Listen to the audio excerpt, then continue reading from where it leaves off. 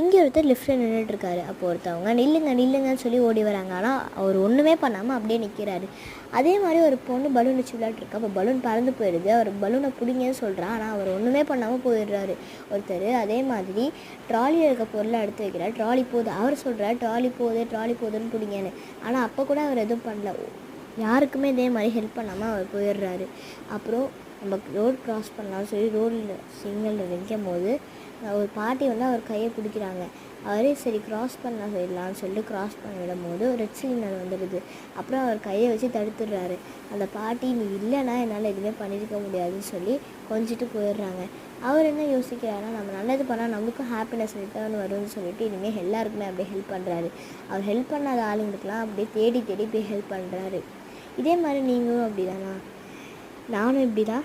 சரி, like and subscribe to our channel. Bye bye.